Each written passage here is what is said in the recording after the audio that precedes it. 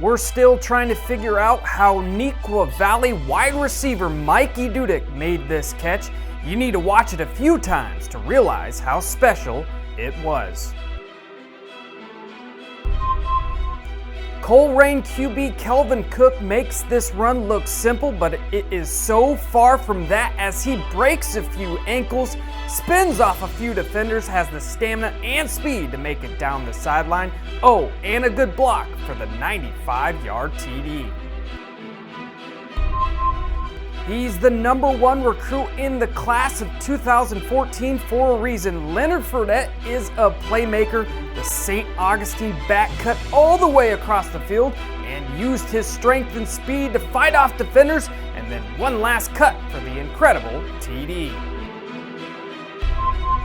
Desmond White of Desoto High School in Texas was one of the best playmakers we saw all year, and here is an example of what he can do.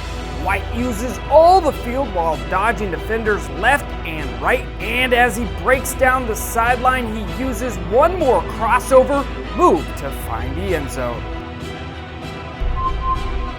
In California, Canyon Springs running back Nick Como makes about every person on the field, including the ref, miss as he goes all the way across the field, then gets hit by 5 or 6 defenders, then bounces off and somehow finds open space, and with blockers out in front, Como found his way into the end zone.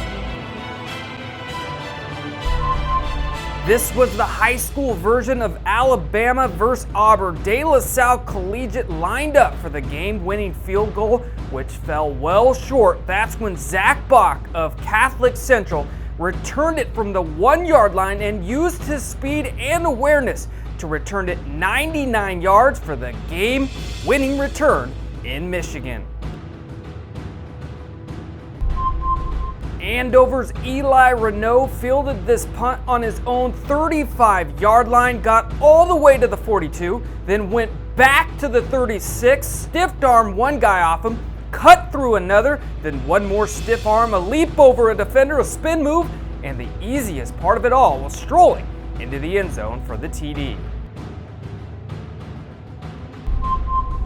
In Massachusetts, Cliff Kirker went from the guy who shouldn't have picked up the punt to the guy who broke about 15 tackles, and what looked like a for sure big loss turned into one of the best returns we saw all year. Sure, you could say bad tackling, but we say it was a better return for the Needham return man.